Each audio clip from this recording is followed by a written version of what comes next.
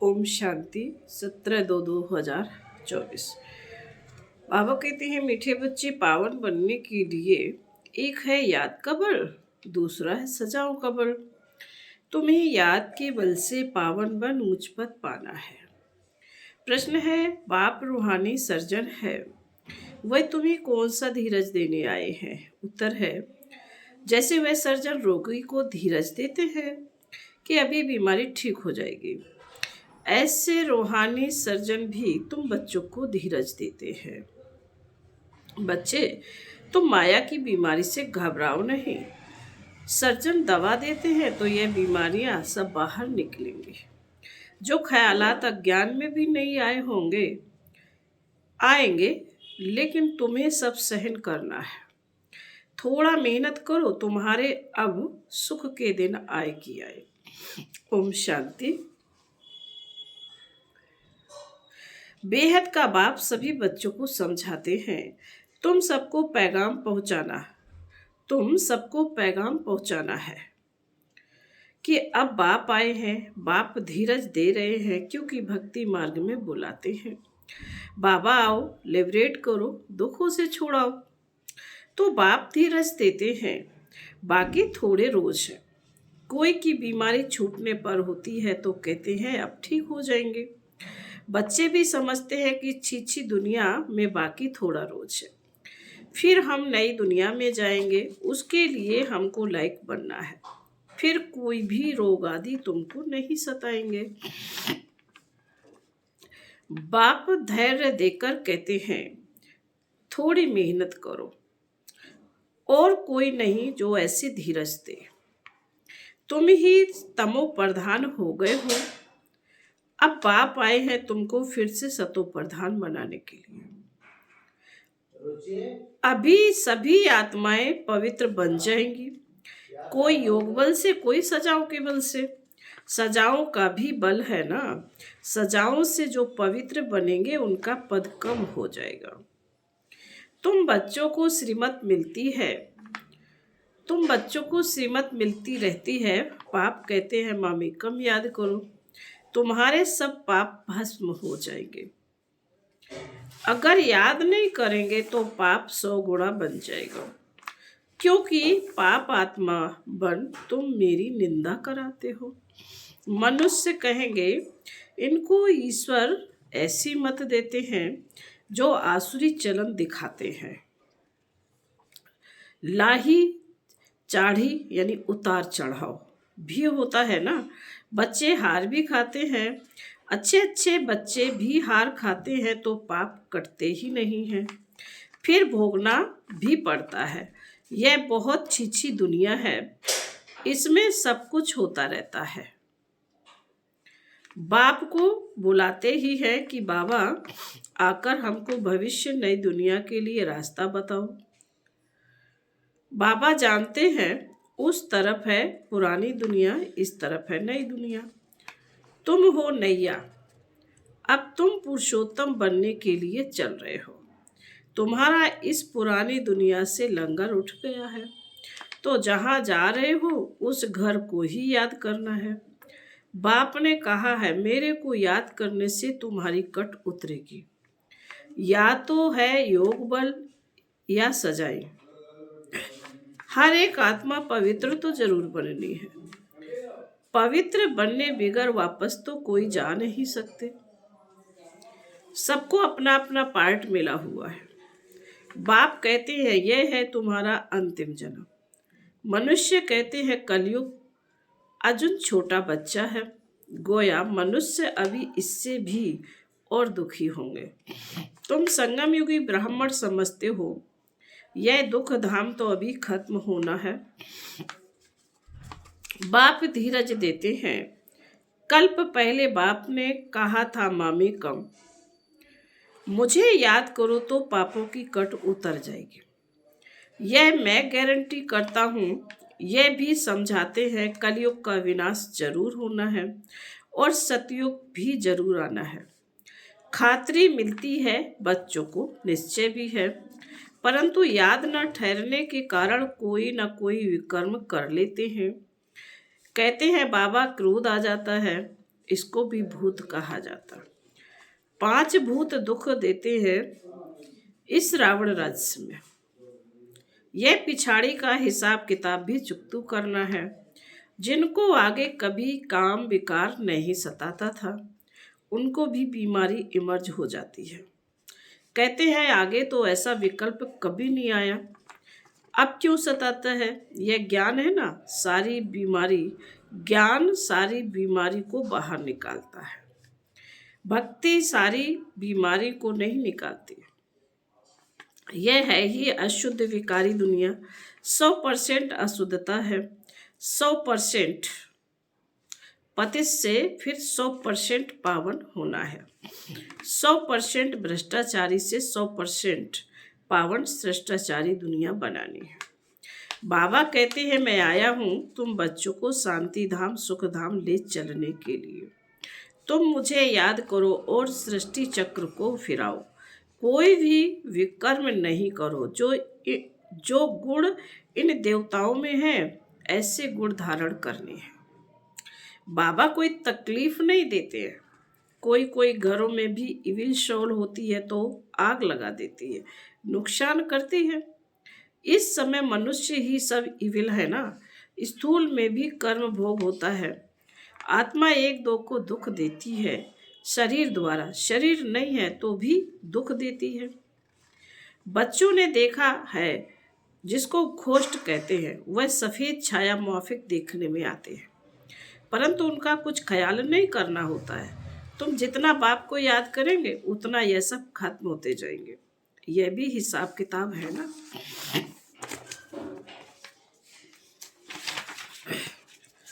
घर में बच्चियां कहती हैं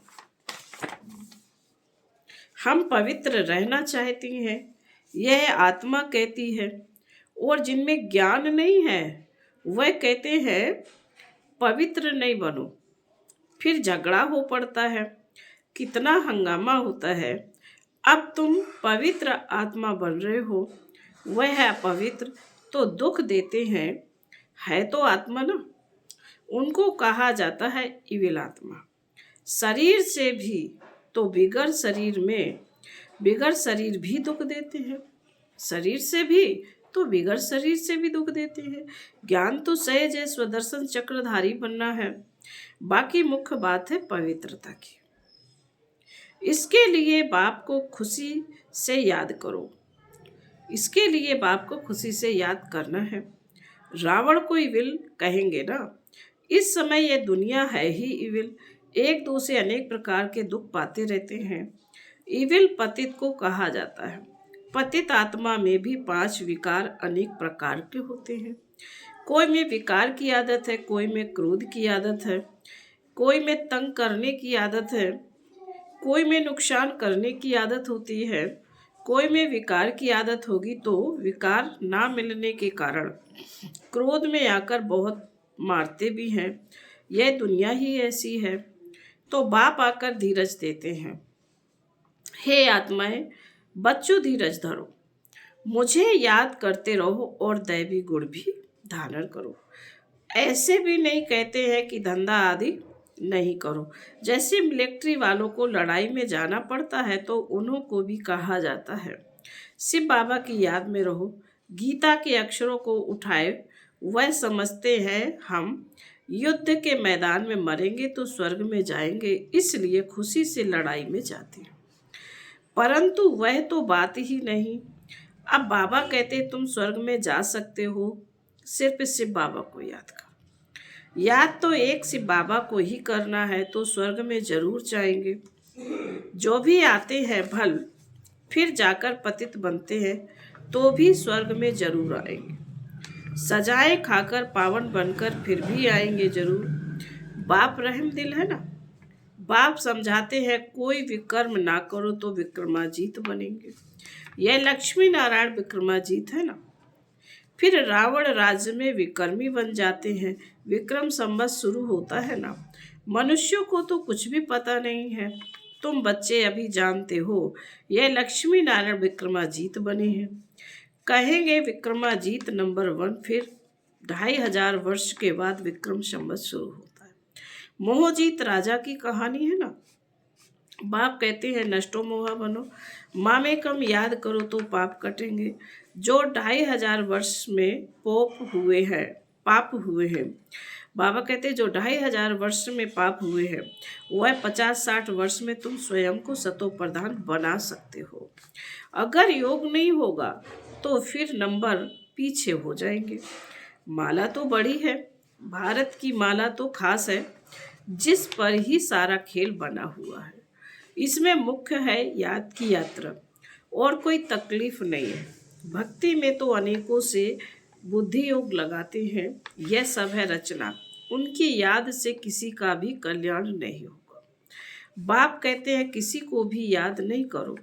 जैसे भक्ति मार्ग में पहले सिर्फ तुम भक्ति करते थे, अब फिर पिछाड़ी में भी मुझे याद करो। बाप कितना क्लियर समझाते हैं। आगे थोड़े ही जानते थे, अभी तुमको ज्ञान मिला है। बाप कहते और संग तोड़ एक संग जोड़ो तो योग अग्नि से तुम्हारे पाप भस्म हो जाएंगे। पाप तो बहुत करते आए हो, काम कटारी चलाते हो, एक दो को आदि मध्य अंत दुख देते आए हो। मूल बात है काम कटारी की। यह भी ड्रामा है ना, ऐसे भी नहीं कहेंगे ऐसा ड्रामा क्यों बना। यह तो अनादि खेल है, इसमें मेरा भी पार्ट है। ड्रामा कब बना कब पूरा होगा यह भी नहीं कह सकते। यह तो आत्मा में पार्ट भरा हुआ है। आत्मा की जो प्लेट है वह कब घिसती नहीं है। आत्मा अविनाशी है, उसमें पार्ट भी अविनाशी है, ड्रामा भी अविनाशी है। कहा जाता है बाप जो पुनर्जन्म में नहीं आते हैं, बाप जो पुनर्जन्म में नहीं आते हैं वो ही आकर सब राज समझाते हैं। सृष्टि के आदि मध्य अंत का राज कोई भी नहीं समझा सकते। ना बाप का ऑक्यूपेशन, ना आत्मा का, कुछ भी नहीं जानते हैं। यह सृष्टि का चक्र फिरता ही रहता है। अब पुरुषोत्तम संगम युग है, जब सब मनुष्य मात्र उत्तम पुरुष बन जाते हैं। शांति धाम में सब आत्माएं पवित्र उत्तम बन जाती हैं। शांति धाम पावन है ना, नई दुनिया भी पवित्र है, वहाँ शांति तो है ही, फिर शरीर मिलने से पार्ट बजाते हैं। यह हम जानते हैं, हर एक को पार्ट मिला हुआ है। वह हमारा घर है, शांति में रहते हैं, यहाँ तो पार्ट बजाना है।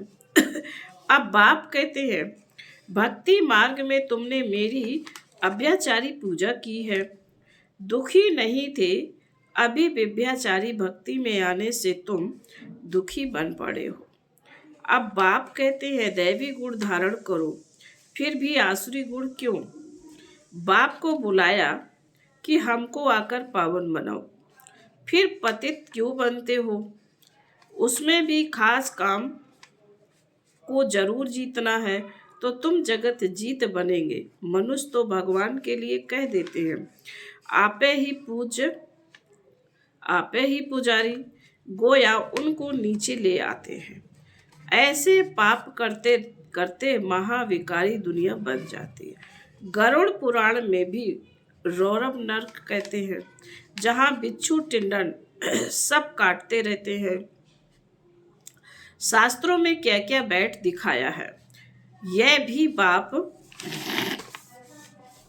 बाप ने समझाया है। यह शास्त्र आदि सब भक्ति मार्ग के हैं, इनसे कोई भी मेरे साथ नहीं मिलते और ही तमो प्रधान बन पड़े हैं। इसलिए मुझे बुलाते हैं कि आकर पावन बनाओ तो पतित ठहरे ना। मनुष्य तो कुछ भी नहीं समझते हैं, जो निश्चय बुद्धि हैं वह तो विजयी हो जाते हैं। रावण पर विजय पाकर राम राज्य में आ जाते हैं। बाप कहते हैं काम पर जीत पाओ, इस पर ही हंगामा होता है। गाते हैं अमृत छोड़ विष काहे को खाते हो। अमृत नाम सुनकर समझते हैं गौमुख से अमृत निकलता है। अरे गंगा जल को थोड़े ही अमृत कहा जाता है। यह तो ज्ञान अमृत की बात है। स्त्री पति के चरण धोकर पीती है, उनको भी अमृत समझते हैं। अगर अमृत है तो फिर हीरे समान बने ना। यह तो बाप ज्ञान देते हैं जिससे तुम हीरे जैसा बनते हो। पानी का नाम कितना वाला कर दिया है। तुम ज्ञान अमृत पिलाते, वह पानी पिलाते हैं। तुम ब्राह्मणों का किसी को भी पता नहीं है। वह कौरव पांडव कहते हैं, परंतु पांडवों को ब्राह्मण थोड़े ही समझते हैं। गीता में ऐसे अक्षर है नहीं जो पांडवों को ब्राह्मण समझे। बाप बैठ सब शास्त्रों का सार समझाते हैं। बच्चों को कहते हैं, शास्त्रों में जो कुछ पढ़ा है और जो कुछ मैं सुनाता हूँ उसको जज करो। तुम जानते हो, आगे हम जो सुनते थे वह रॉन्ग था, अब राइट सुनते हैं। बाप ने समझाया, तुम सब सीताएं अथवा भक्तियां हो। भक्ति का फल देने वाला है राम भगवान। कहते हैं, मैं आता हूँ फल देने। तुम जानते हो, हम स्वर्ग में अपार सुख भोगते हैं। उस समय बाकी सब शांति धाम में रहते हैं। शांति तो मिलती है ना, वहाँ विश्व में सुख शांति पवित्रता सब कुछ है। तुम समझाते हो जबकि विश्व में एक धर्म था तभी शांति थी, फिर भी समझते नहीं।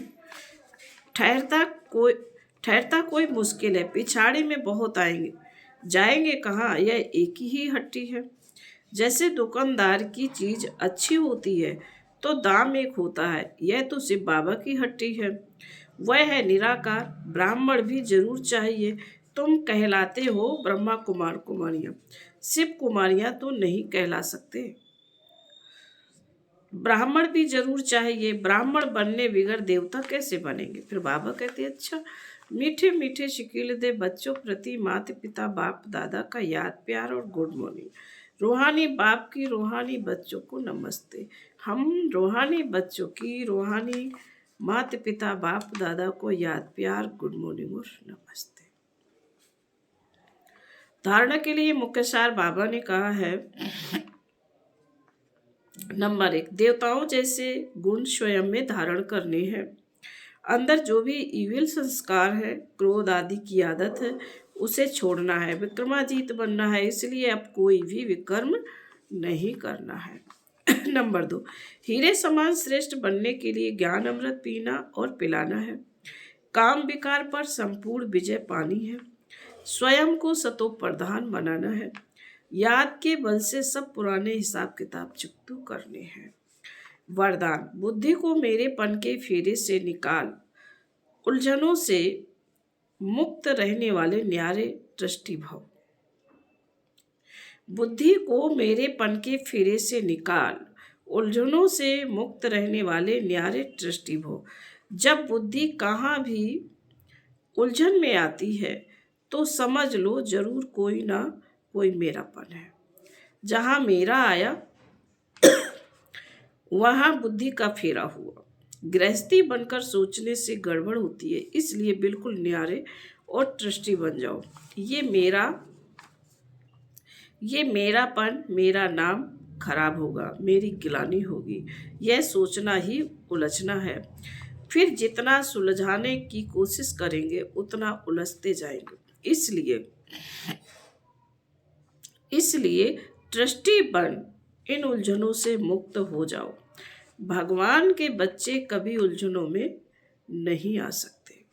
स्लोगन है, बड़े बाप के बच्चे हो बड़े बाप के बच्चे हो, इसलिए ना तो छोटी दिल करो ना छोटी बातों से घबराओ। ओम शांति।